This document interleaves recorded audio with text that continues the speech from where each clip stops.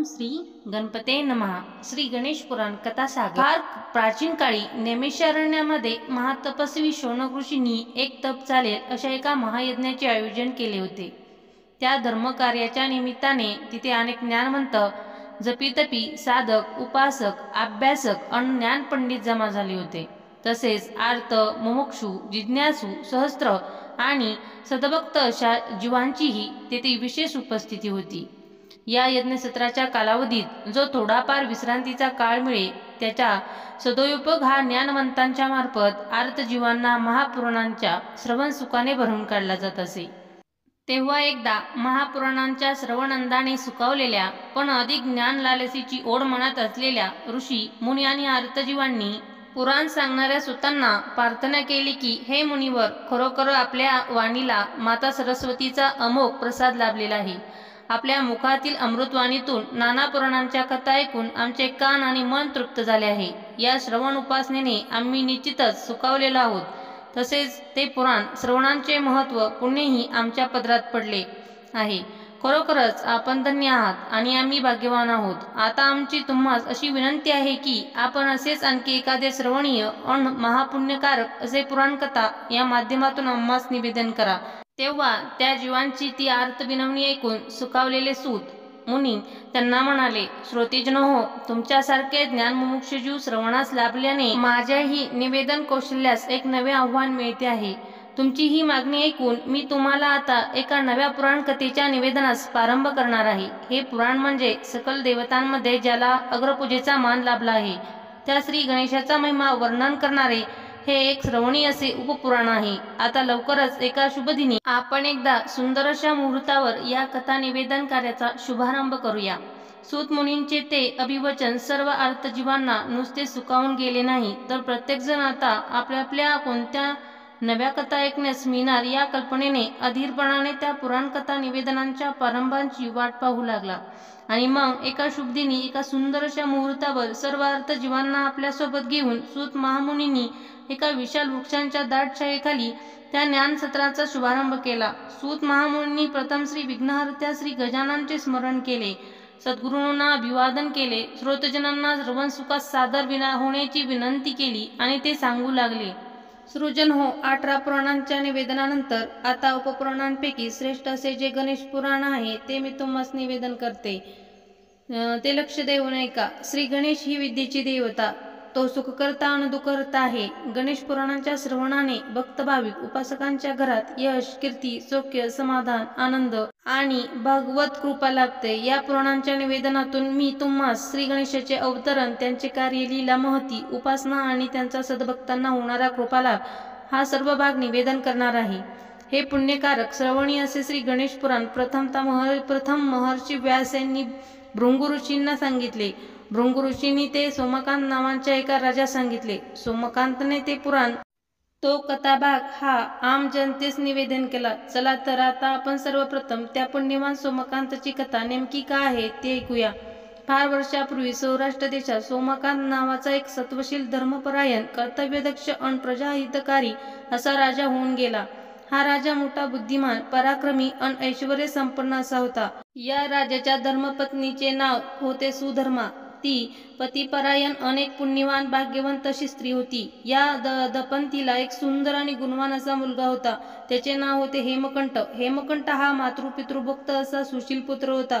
तो आपल्या मातापितांची आज्ञा नेहमीच शिरोधार्थ मानित असे। असा हा सोमकांत राजा आपली पत्नी, पुत्र, कर्तव्यदक्ष प्रधान आणि राजावर अपार प्रेम करणारी प्रजा यांच्या संयोगाने आपल्या नगरीचा उत्तम प्रकारे सांभाळ करीत होता। सोमकांतने पराक्रम, कौशल्य, कुशलता यांच्या बळावर बरेच मोठे वैभव आणि नावलौकिक मिळवला होता। श्री गणेश पुराण कथासागर अध्याय 2। सूत सांगतात की अशा या धर्मपरायण आणि प्रजादक्ष राजाचा राज्यकारभार हा अत्यंत उत्तम रीतीने चाललेला असताना अचानक एके दिवशी त्या सर्व सुखाला ग्रहण लागले। सोमकांत राजा एक दिवस अंथरुणातून जागा झाला। तोच मुळी आपल्या अंगावर कोणा गतजन्मीच्या पापांचे कुष्ठरोगाचे फळ घेऊनच राजाच्या या रोगावर खरं म्हणजे सर्वांनी सर्व प्रकारचे उपचार केले, पण रोग बरे होण्याची कोणती चिन्हे न दिसता उलट दिवसेंदिवस राजाच्या अंगाला शते पडली, त्यातून रक्त, पू, दुर्गंधी वाहू लागली। त्यामुळे नकळत सारेजण त्यांच्याकडे पाठ फिरू लागले। राजाला तर आता जगणेही नकोसे वाटू लागले। एके दिवशी सोमकांतने आपला विश्वासू प्रधान, धर्मपत्नी आणि पुत्र यांना आपल्याकडे बोलावून घेतले।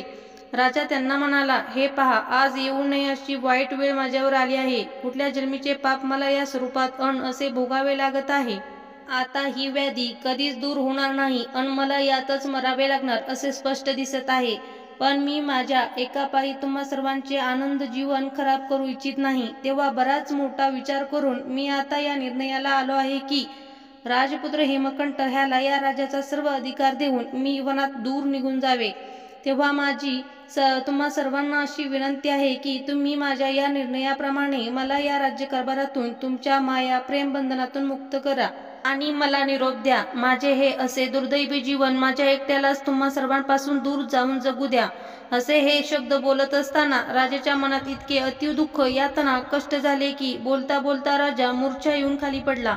कर्तव्यदक्ष प्रधान अन पितृभक्त पुत्र दोघे चटकन पुढे धावले। त्यांनी राजास सावरले, त्याच्या मुखमंडलावर शीतल जलाचा शिडकाव करून त्यास सावध केले, थोडे पाणी प्यायला दिले। प्रधानजी पुढे होत म्हणाला, महाराज, आपला हा निर्णय अयोग्य आहे असे मी म्हणणार नाही, पण माझी एवढीच विनंती आहे की आपण एकट्याने वनात न जाता माझ्यासारख्या काही जवळच्या सेवक वर्गास तरी सोबत घेऊन जावे। धर्मपत्नी म्हणाली, स्वामी, नको हे असे विचार। अहो, तुम्हीच जर आम्हाला सोडून गेलात तर आम्ही तरी का आणि कोणासाठी तुमच्या मागे जगायचे?